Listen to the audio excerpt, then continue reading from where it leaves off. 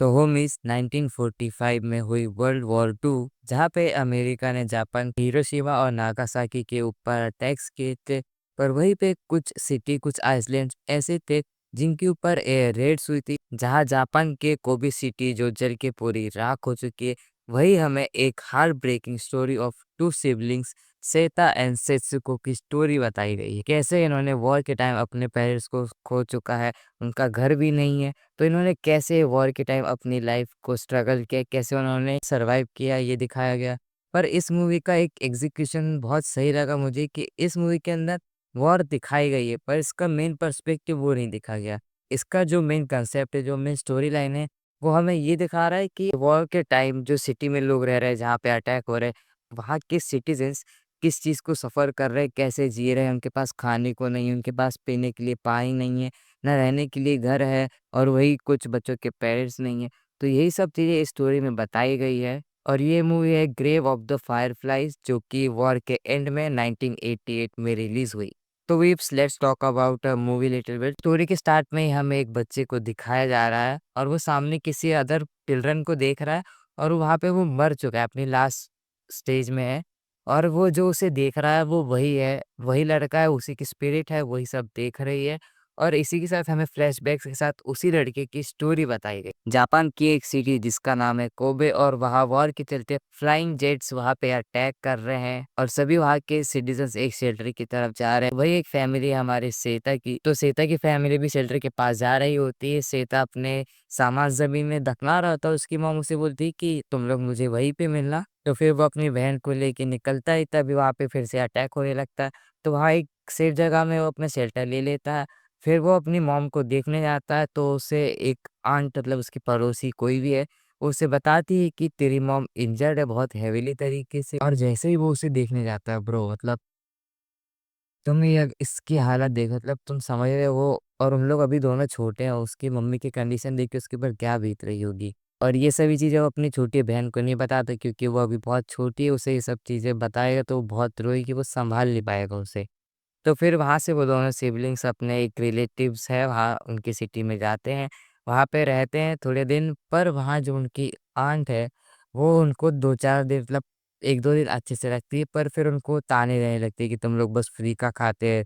उसके ब्रदर को बोलती है कि तुम काम नहीं करते, तुम काम करके लाओ, कुछ राइस लाओ, यहाँ राशन खाने के लिए लाओ। तो वो सब वही फैमिली इश्यूज़ वाला मतलब सीन चल रहा है यहाँ पे। तो फिर ये सिबलिंग्स अपना खाना खुद बनाने लगे, अपनी प्लेट्स धुलने लगे, सब अपना-अपना करने लगे। इन लोग, मतलब इतना था कि ये दोनों छोटे हैं, पर फिर भी ये जहाँ भी जा रहे थे उन लोग एक हैप्पीली पर्सन की तरह जी रहे थे। कुछ मोमेंट बाद जो इनकी आंट थी उसके ऊपर बहुत ज़्यादा रूड और बहुत गंदे तरीके से बात करने लगी, और उसकी छोटी बहन भी बोली कि मुझे यहाँ पे रहने की इच्छा नहीं होती।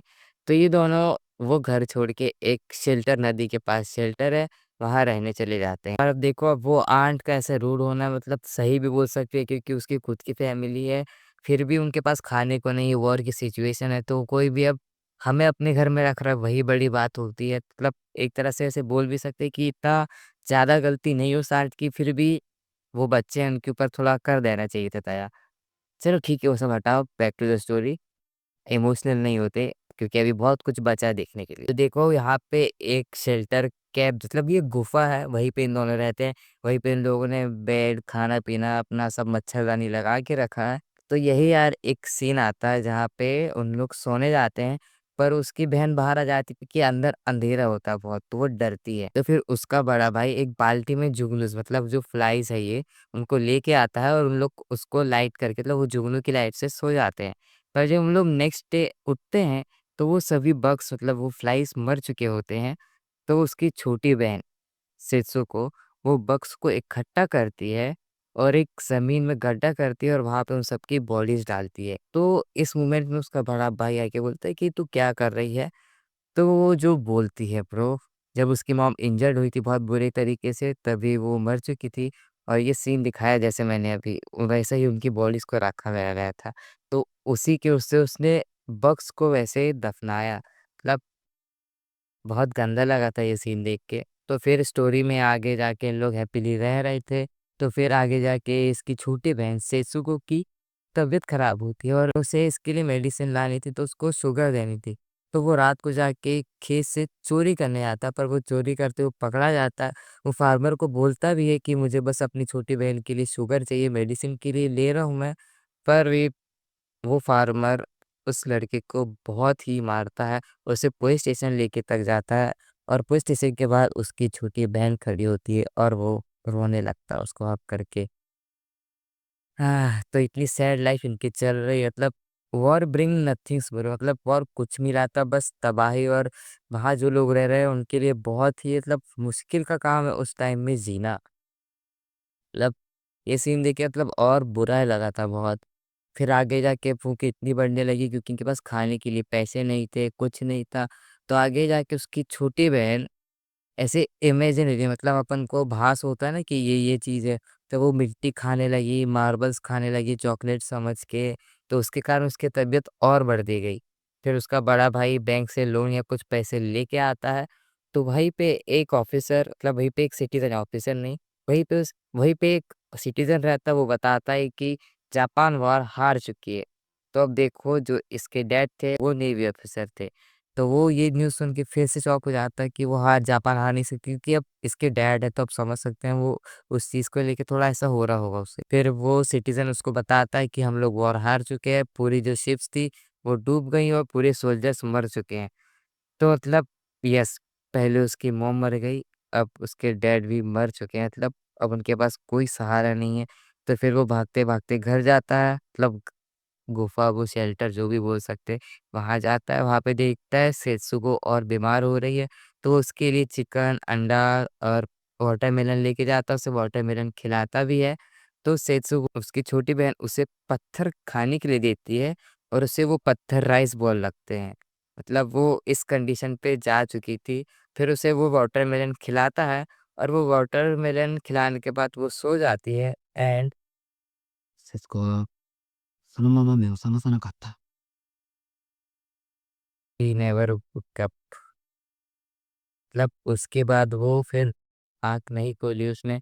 और फिर ब्रो, मतलब इसके ये तो सैड था ही, मतलब इसमें बहुत सेंटी हो ही गया था, आँख में आँसू आ ही गए थे। पर जस्ट उसी के बाद उसने अपनी छोटी बहन को बॉक्स में बंद करके जब जलाया, मतलब ब्रो, मतलब आई वाज़ लाइक कैसे वॉर में सब लोग सहते होंगे, क्या चीज़ें होती होंगी ये सब वॉर में, मतलब क्या बोलूँ अब, इमोशनल हो रहा हूँ। नहीं हो सकता अभी, चलो बैक टू द स्टोरी आते हैं, फिर उसके बाद क्या-क्या हुआ।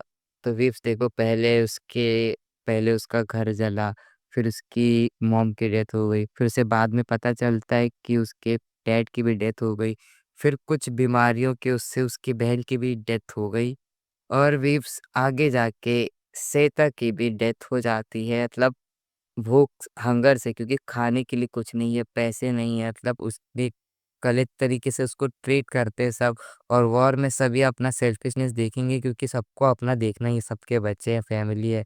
तो इसके चलते लास्ट में वो लड़का भी मर जाता है और यहीं पे स्टोरी खत्म होती है। पर स्टोरी में मुझे एक बहुत अच्छी चीज़ लगी कि वो दोनों जो छोटे भाई-बहन थे, इनके लाइफ में सैड सैड मोमेंट्स थे, बहुत ज़्यादा थे, बहुत सी सारी चीज़ें थी।